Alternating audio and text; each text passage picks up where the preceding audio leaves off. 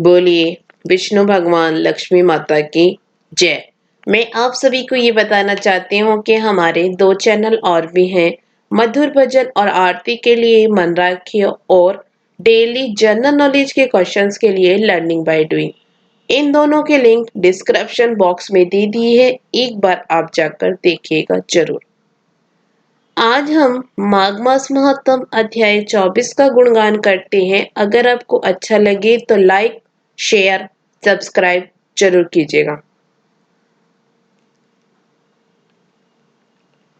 लोमस जी कहने लगे कि वह राजा पहले तो तामिश नामी नरक में गया, फिर गंध तामश्री जहां पर अति दुखों को प्राप्त हुआ, फिर महागौरव, फिर कालसूत्री नामी महा नरक में गया, फिर मूर्छा को प्राप्त हो गया, फिर मूर्छा से चेतना आने पर तापन और संप्रातापन नाम के नरक में गया। अनेक दुखों को भोगता हुआ वह प्रताप नाम नरक में गया। तब काकोल, कूड़मल, पूर्त, मृतिका, लोशंकु, मरजिश आदि नरकों में होता हुआ 80 पत्र वन में पहुंचाया गया। फिर लोदारक आदि नरकों में गिराया गया। भगवान विष्णु के साथ द्वेष करने के कारण वह 21 युग तक भयंकर नरकों की यातना भोगता हुआ नरक से निकलकर हिमालय पर्वत पर बड़ा भारी पिशाच हुआ। उस वन में भूखा और प्यासा फिरता रहा। उसको मेरु पर्वत पर भी कहीं खाने को नहीं मिला और ना पीने को जल। होतव्यता के कारण वह पिशाच घूमता हुआ एक समय पलुत प्रतवन नाम के वन में जा निकला। बहेड़े के वृक्ष के नीचे वह दुखी होकर हाय मैं मरा ऐसा जोर जोर से पुकारने लगा और कहने लगा, भूख से दुखी मेरे इस जन्म का कब अंत होगा। इस पाप रूपी समुद्र में डूबते हुए मुझको कौन सहारा देगा। लोमश जी कहने लगे कि इस प्रकार वेद पाठ करते हुए देवदूते ने उसके दुख भरे वचनों को सुना और वहां पर एक पिशाच को देखा जिसकी लाल डरावनी आंखें, दुर्बल शरीर, काले काले ऊपर खड़े हुए बाल, चेहरा विकराल, काला शरीर, लंबी सी जीभ, बाहर निकली हुई, लंबे होठ, लंबी जांघें, लंबे लंबे पैर, सूखा चेहरा, गड़ी जैसी आंखों वाले पिशाच को देखकर देवदूती ने उससे पूछा कि तुम कौन हो और ऐसी करुणा से क्यों रोते हो। तुम्हारी यह दशा कैसे हुई और तुम्हारा मैं क्या उपकार करूं। मेरे आश्रम पर आ जाने से कोई प्राणी दुखी नहीं रहता और वैष्णव लोग आनंद ही करते हैं। सो हे भद्र, तुम अपने इस दुख का कारण जल्दी कहो, क्योंकि विद्वान मनोरथ पाने के लिए विलंब नहीं किया करते। ऐसे वचन सुनकर प्रेत रोना बंद करके विनीत भाव से कहने लगा कि हे द्विज, किसी बड़े पुण्य में मुझको आपके दर्शन हुए हैं।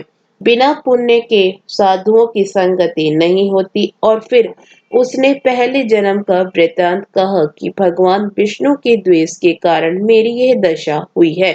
जिस हरि का नाम यदि अंत समय में मनुष्य के मुख से निकल जाए तो मनुष्य विष्णु पद हो जाता है। जो सबका पालन करते हैं उसी से मैंने द्वेष किया। यह सब मेरे कर्मों का दोष है जिसकी ब्राह्मण तप द्वारा प्रार्थना करते हैं। ब्रह्मादि देवता, सनकादिक ऋषि जिसको मुक्ति के लिए पूछते हैं, जो आदि मध्य और अंत में विश्व का विधाता और सनातन है, जिसका आदि मध्य और अंत नहीं है, उस भगवान के साथ मैंने द्वेष किया। जो कुछ पुण्य किए मैंने पहले जन्म में किए थे, वह सब विष्णु को द्वेष रूपी अग्नि में भस्म हो गए। यदि किसी प्रकार मेरा यह पाप नाश हो जाए तो मैं भगवान विष्णु के सिवाय किसी और देवता का पूजन नहीं करूंगा। विष्णु भगवान से द्वेष करके मैंने बहुत दिनों तक नरक यातना भोगी और अब पिशाच योनि में पड़ा हूँ। इस समय मैं किसी अच्छी कर्म के योग से आपके आश्रम में आया हूँ, जहाँ पर आपके सूर्य रूपी दर्शन ने मेरे दुख समान अंधकार को दूर कर दिया है। अब आप कोई ऐसा उपाय बतलाइए जिससे मेरी यह पिचास योनि दूर हो, क्योंकि सज्जन पुरुष उपकार करने में देर नहीं करते हैं। देवदूती कहने लगी कि यह माया देवता, मनुष्य, असुर सबकी स्मृति को मोहित कर देती है, जिससे धर्म का नाश करने वाला द्वेष पैदा हो जाता है। जगत की उत्पन्न करने, रक्षा करने और नाश करने वाले जो सब प्राणियों की आत्मा है, उनसे भी लोग द्वेष करते हैं। जिनके अर्पण करने से सभी कर्म सफल होते हैं, उनकी भक्ति से मुंह मोड़ने वाले मूर्ख कौन सी गति को प्राप्त नहीं होते।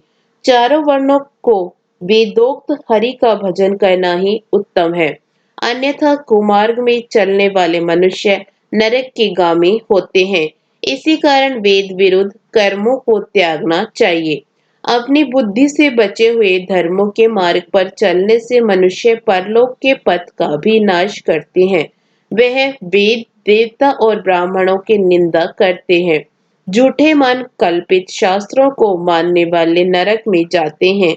देवादेव विष्णु से विमुख होने वाले नरक में जाते हैं, जैसे द्रविड़ देश का राजा नरक में गया। इस कारण इनकी निंदा नहीं करनी चाहिए और वेद में न कही गई क्रिया को भी नहीं करना चाहिए। लोमस जी कहने लगी कि ऐसा कहने पर मुनि ने पिशाच को सुमार्ग बतलाया कि माघ मास में तुम प्रयाग में जाकर स्नान करो, उससे तुम्हारी ये पिशाच योनि समाप्त हो जाएगी।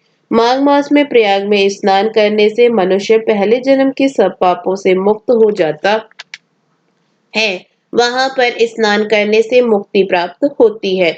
इससे बढ़कर और कोई प्रायश्चित नहीं। संसार में यह मोक्ष और स्वर्ग का खुला हुआ द्वार है। गंगा और यमुना का संगम त्रिवेणी संसार में सबसे उत्तम तीर्थ है। पाप रूपी बंधन को काटने के लिए यह कुल्हाड़ी है। कहाँ तो विष्णु, सूर्य, तेज, गंगा, यमुना का संगम और कहाँ यह तुच्छ पाप रूपी तृण की आहुति। जैसे घने अंधकार को दूर करने वाला शरद का चंद्रमा चमकता है, उसी तरह संगम के स्नान से मनुष्य पवित्र हो जाता है। मैं तुमसे गंगा यमुना के संगम का वर्णन नहीं कर सकता, जिसके जल की एक बूंद के स्पर्श से केरल देश का ब्राह्मण मुक्त हो गया। ऋषि के ऐसे वचन सुनकर प्रेत के मन में अत्यंत शांति उत्पन्न हो गई, मानो सब दुखों से छूट गया हो। प्रसन्नता से उसने विनय पूर्वक ऋषि से पूछा। इसके साथ ही 24वां अध्याय समाप्त हुआ।